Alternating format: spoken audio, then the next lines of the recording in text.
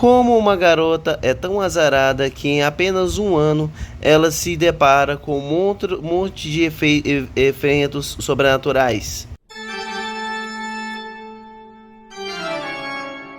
Hoje a gente vai contar uma das histórias do Junji Ito.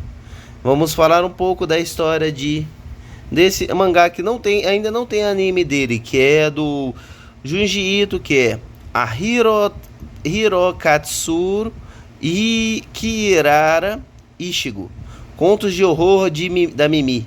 A Mimi, ela é uma garota muito azarada. Começa com, basicamente, ela encontrando, quando ela vai estar de carro com seu namorado e tudo mais, ela se encontra com uma velha estranha. Ela vê ao longe uma monstruosidade de uma velha. Essa velha está literalmente em cima de um poste, meio que do nada. Aí ela vai lá, continua olhando, acha aquilo meio estranho, que é uma velha meio catavélica e tudo mais, parecendo uma monstruosidade, um espírito errante. Aí do nada esse espírito errante some de cima lá do carro, lá do poste, e vai para cima do carro. E ela literalmente, tipo assim, passa um tempinho, ela some do nada. Esse espírito que apareceu do nada, ela viu do nada, tenta quase que atacar ela, mas viu que não conseguia e some misteriosamente. Ela já começou isso. Começou o ano, na minha singela teoria. Eu acredito que esse aconteceu no mesmo ano, porque ela não muda muito o seu design, seu traço. Parece muito que foi ou no mesmo ano ou ao longo da trajetória. Parece que ela teve um ano de azar. Todo lugar que ela ia, ela encontrava monstruosidade. Já começou com essa. Em um período chuvoso. Aí depois ela foi andando, decidiu morar numa casa de devaneios. Alugar uma casa e tudo mais, do lado de um cemitério. Só que o mais estranho é que, é claro, além de ser um cemitério, que é um lugar que eu não gostaria de morar perto, para algumas pessoas tanto faz. Nesse lugar, estranhamente, começou a aparecer fantasmas. Ela começou a ser aterrorizada com uns fantasmas estranhos, muito estranhos. Essa foi a sua segunda vez que ela fez a mudança, que passou por essas monstruosidades estranhas.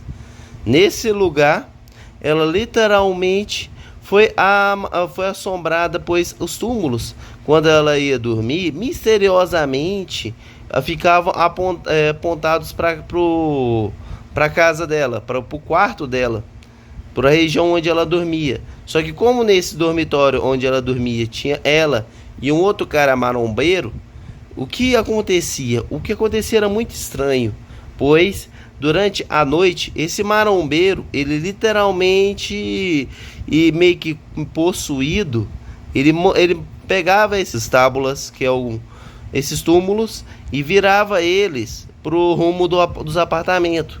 E ele ficava se expondo para esses túmulos. Acho isso muito estranho. Tanto que o engraçado é que eu acredito que ele seja possuído, pois quando ele tá fazendo isso, ele tá sem a pupila. Os olhos, vocês podem perceber aqui, esses olhos aqui, ele não tem olho. O olho literalmente está tudo branco, como se ele realmente estivesse possuído pelos espíritos, que é algo tenebroso, para dizer o mínimo. Aí ele literalmente tem isso.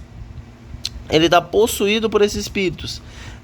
Esse problema, ela tenta até chamar outras pessoas, falar que o problema é por causa desse marombeiro solitário que está fazendo isso. Mas mesmo ele sendo preso e tudo mais, ainda continuou a perpetuar. Ironicamente, ele continuou a ficar arrastando os túmulos durante a noite, a madrugada, para poder se expor lá como fortão. Parecendo mesmo que os espíritos dos monstros do túmulo estivessem controlando ele para poder vê-lo mais. Ironicamente, depois desse incidente, as pessoas que tinham virado os túmulos, na segunda vez, elas não virou todos os túmulos de volta para sua região. Alguns continuou olhando para ela. Aí até chegar um ponto em que ela começou a ver uma presença estranha, os fantasmas rodeando, como se os espíritos daqueles que morreram, do que estão nos seus túmulos, estivessem de fato olhando para elas. Pois no Japão tinha muito costume de ser literalmente enterrar cremar o corpo. Só que como aquele cemitério era antigo, a maioria daqueles corpos entraram em decomposição ao longo do tempo. Então são corpos de pessoas que foram enterradas após morrer sem serem cremadas. Algumas são cremadas e depois são enterradas. Já essas não.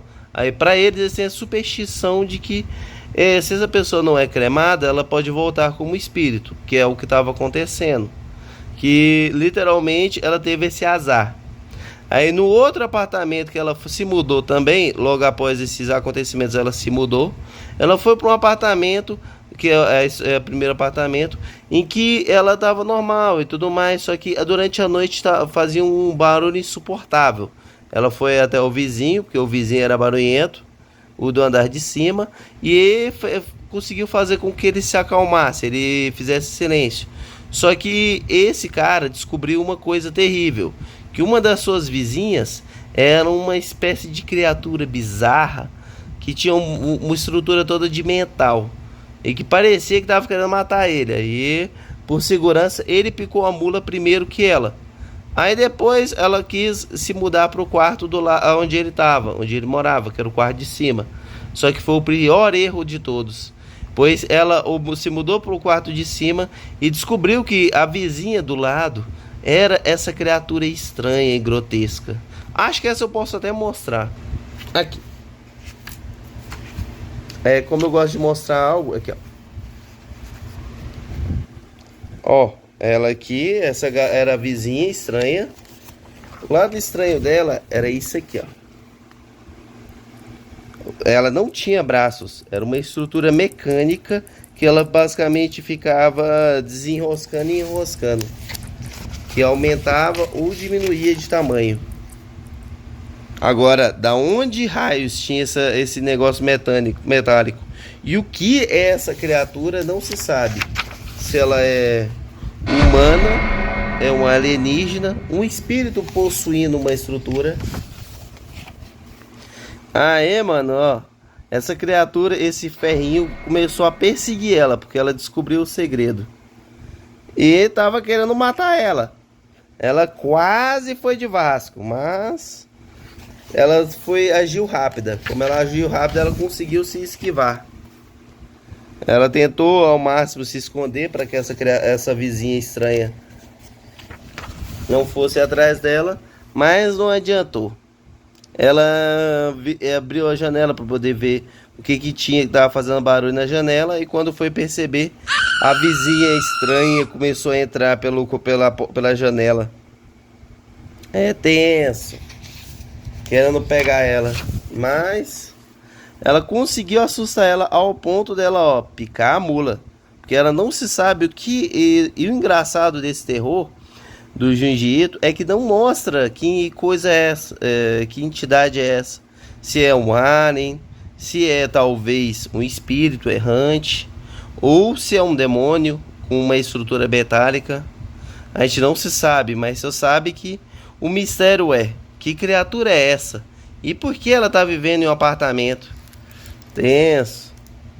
O ano dela continua ruim, pois além disso, além desse acontecimento, ela também resolve ir para a praia com os seus amigos, os amigos do namorado e tudo mais. E nessa praia ela é infestada de espíritos, de pessoas que morreram. É tão infestada de espíritos que logo ao chegar ela encontra também um espírito errante, misterioso e tenebroso, que é basicamente, tipo assim, de uma pessoa morta, toda em decomposição, pois ela chega nesse lugar durante a noite. Aí durante o dia, quando ela e os seus amigos estão basicamente aproveitando a praia, basicamente elas encontram uma pessoa estranha, uma mulher que fala que essa praia foi uma praia ao qual muitas pessoas morreram nela. e que afogadas, e por isso ela é um lugar estranho em que esses espíritos continuam rondando. Rondaram tanto que, infelizmente, nessa praia, um dos seus amigos foram assassinados por esses espíritos, que forçaram eles, através de um somebody love, a entrar no mar durante a noite e ir para uma região muito distante, onde o mar era mais conturbado.